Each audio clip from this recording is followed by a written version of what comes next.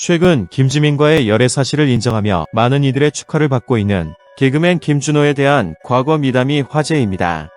김준호는 후배 개그맨들을 자기 식구처럼 잘 챙겨 개버지로 불릴 정도인데요. 방송에서는 개그맨으로서 웃겨야 한다는 강박에 까불대기도 하고 가벼운 모습을 보이기도 하지만 실제 김준호는 사춘기 시절 갑자기 집안에 어려운 일을 겪게 되면서 일찍 철이 들었고 이후 어려운 형편의 후배들을 보면 남일 같지 않아 더욱 챙기고 배려하는 따뜻한 인성을 일찍부터 갖추게 됩니다. 48세 나이도 많고 돌아온 싱글인 김준호에게 9살 연하 미모의 개그우먼 김지민이 반해버린 이유가 분명히 있었습니다. 김준호의 어린 시절과 후배들이 전하는 김준호의 실제 인성에 대해 알아보겠습니다.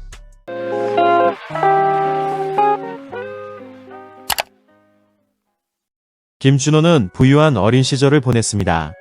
그러다 갑자기 고1 무렵 아버지 사업이 하루아침에 부도가 나며 평범하지 않은 사춘기 시절을 보내게 됩니다. 당시 상황에 대해 김준호는 제가 중학교 때까지는 집이 잘 살았던 것으로 기억을 해요. 당시 저희 아버지는 라이언스 클럽 같은 사회봉사단체 회장도 하시고 나라에서 600만 불 수출탑 같은 경제인들에게 수여하는 정부 포상을 받으실 정도로 아버지의 사업은 승승장구하고 있었어요. 탑건이라는 영화에서 톰 크루즈가 입고 나왔던 점퍼가 저희 아버지 회사에서 만든 제품이라고 해요. 그런데 어느 날 갑자기 아버지 회사에 학벌이 좋은 상무님이 계셨는데 그분이 아버지가 해외로 무역처 자리를 비운 틈을 타서 회사를 딴 데로 넘기고 부도 처리를 해버렸어요. 사실 저희 아버지는 초등학교밖에 못 나오신 분이거든요. 아버지가 한 걸음 한 걸음 공장에서부터 열심히 일을 하다가 공장장도 하고 그렇게 사업을 하시게 된 건데 하루아침에 부하 직원에게 완전히 당하게 된 거였죠. 저희는 하루아침에 사업도 망하고 집도 날아가고 월세집을 전전하며 살게 되었어요. 그때가 제가 고등학교 1학년 때쯤이었는데 저희 형이 저한테 한자로 원한한이라는 단어를 꼭 기억하라며 한자를 써주더군요. 아버지가 못 배워서 당했으니까 이제 너는 더 이상 까불거리지 말고 공부 열심히 해서 절대 아버지처럼 당하는 삶을 살면 안 된다고 하면서 한을 품고 살려고 하더군요. 그렇게 아버지 사업이 부도가 나면서 아버지는 빚쟁이들의 빚독촉을 피해 4, 5년간 쫓겨다니는 생활을 하며 지내셨고 어머니도 그 당시 충격과 스트레스로 안면마비가 올 정도로 고생을 심하게 하셨어요. 아버지가 그렇게 몇 년간 쫓겨 생활하시다가 집으로 돌아오셨는데 이미 건강이 안 좋았던 상태였고 집으로 돌아온 지 얼마 되지 않아 뇌경색이 오셨어요. 그 이후로 지금까지 아버지는 거동이 불편한 상태세요. 저는 아버지도 불쌍하지만 어머니가 너무 안타까웠어요. 고생만 하시다가 집안이 좀 누릴만해지니까 갑자기 부도를 당하셨고 아버지가 건강 악화로 쓰러지셔서 저희 3남매 뒷바라지며 가장 역할을 어머니가 혼자 다 하셨거든요. 어떻게 해서든 자식들 공부는 시키고 해야 하니까 어머니가 별의별 일들을 다 하셨어요. 저희들 때문에 고생이란 고생은 다 하신 거죠. 그렇게 저도 개그맨이 되고 어느 정도 자리도 잡고 이제 어머니에게 좀 숨을 돌릴 여유가 생기는가 싶었는데 2009년 제가 또 철없이 사고를 친 거예요. 저는 그때 어머니 가슴에 너무 큰 대못을 박았기 때문에 너무 죄송해서 당시 상황이 잘 기억도 안 나요. 기억으로도 떠올리고 싶지 않은 그런 최악의 시기였죠. 당시 제가 그래도 몇 억씩 벌고 있던 시기였는데 사고를 치면서 갑자기 활동을 못하게 되었고 그런 문제로 소속사에 돈을 돌려줘야 하는 등 당장 1억이 절실히 필요했어요. 그런데 하루아침에 제 수입이 제로가 되면서 형편이 너무 어려워졌고 아무도 저를 찾는 곳이 없어서 정말 막막했죠. 그래서 어쩔 수 없이 고민 끝에 가족회의에서 돈이 필요하다고 솔직히 말씀을 드렸어요. 그랬더니 그 얘기를 듣자마자 어머니가 맨발로 뛰쳐나가시더라고요. 저는 그때 놀라서 어머니가 내 얘기에 충격을 받으셔서 저렇게 이상한 행동을 하시는 건가 걱정했는데 그때 어머니는 아들을 어떻게 해서든 살리고 봐야 한다는 생각에 곧바로 은행으로 달려가서 몇천만 원 있는 걸 찾아오시려고 그렇게 맨발로 뛰쳐나가셨던 거였어요. 저는 그날 어머니를 보면서 평생 그렇게 많이 울어본 적이 없을 정도로 펑펑 울었어요.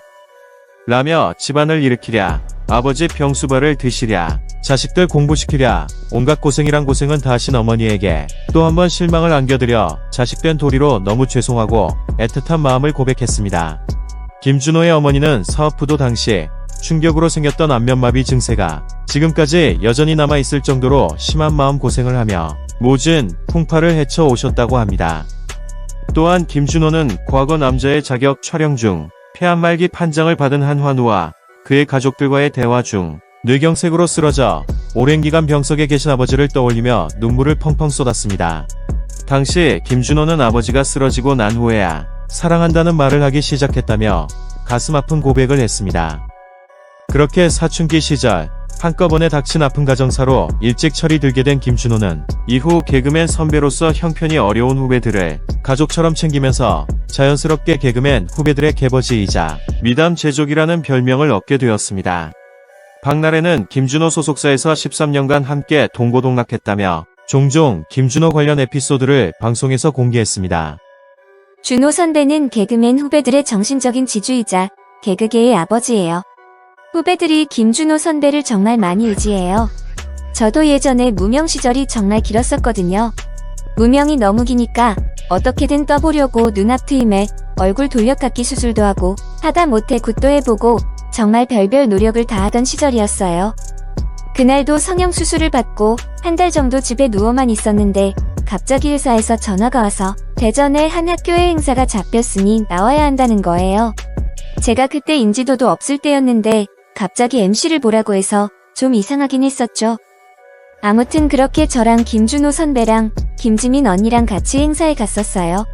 당시 김지민 언니도 저처럼 일이 너무 없어서 고생을 많이 하던 시기였어요. 그렇게 행사를 하고 돌아오는데 매니저 오빠가 행사비로 50만원을 주더라고요. 당시 저는 월 수입이 20만원에서 30만원이던 시절이라 50만원은 정말 큰 수입이었어요. 그런데 나중에 알고 보니 원래 그 행사는 김준호 선배한테만 들어온 행사였다고 하더라고요. 저랑 지민 언니가 너무 일 없어서 힘들어하니까 준호 선배가 같이 하는 후배들이 있는데 자기 출연료에서 같이 나눠줄 테니까 행사에 같이 참석하면 안 되겠냐고 부탁해서 이뤄진 거였어요. 그래서 원래 준호 선배가 150만원을 다 받아야 하는데 저희한테 50만원씩 나눠주신 거죠. 라며 김준호의 마음 씀씀이에 고마움을 표현했고 주변 여자 연예인들 사이에서도 김준호에 대한 얘기가 종종 나온다며 많은 여자 연예인들이 준호 선배에 대해 결혼하기 괜찮은 사람이라고 생각한다고 전했습니다. 개그우먼 홍윤아 역시 과거 한 방송에서 김준호에 대한 남다른 고마움을 표현했습니다. 저는 SBS 개그우먼이라 방송사가 달라서 김준호 선배님과는 전혀 일면식도 없을 때였어요.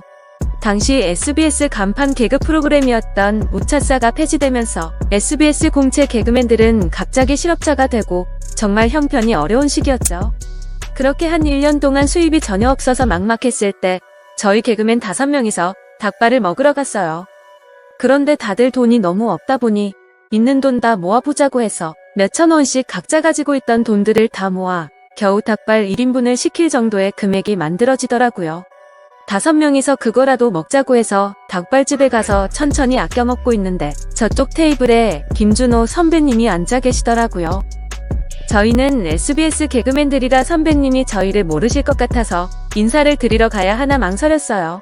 인사를 드리러 갔는데 선배님이 저희를 모른다고 하시면 서로 뻘쭘하고 분위기 이상해질 것 같아서 많이 망설여지더라고요. 그러다가 그래도 개그계 선배님이신데 인사를 드리는 것이 맞다 싶어서 인사를 드리러 갔어요. 그렇게 인사를 드리고 저희 소개를 했는데 진짜 저희를 잘 모르시는 눈치더라고요. 그런데 저희가 앉아있던 테이블의 음식을 슬쩍 보시더니 갑자기 주머니에서 흰색 봉투를 꺼내서 저희에게 주셨어요. 야, 니네 이걸로 먹고 싶은 거 다 시켜 먹고 끝까지 힘들어도 개그는 포기하지 마라 라고 말씀하시더라고요. 아마 선배님이 어디 행사 갔다가 받아오신 것 같은데 액수를 세보지도 않고 그냥 봉투째로 주신 거였어요. 나중에 봤더니 빳빳한 만원짜리 20장이 들어있더라고요. 몇천 원이 아쉬웠던 저희한테는 정말 큰 돈이었고 그 자리에서 저희는 닭발을 배부르게 다 시켜 먹었어요.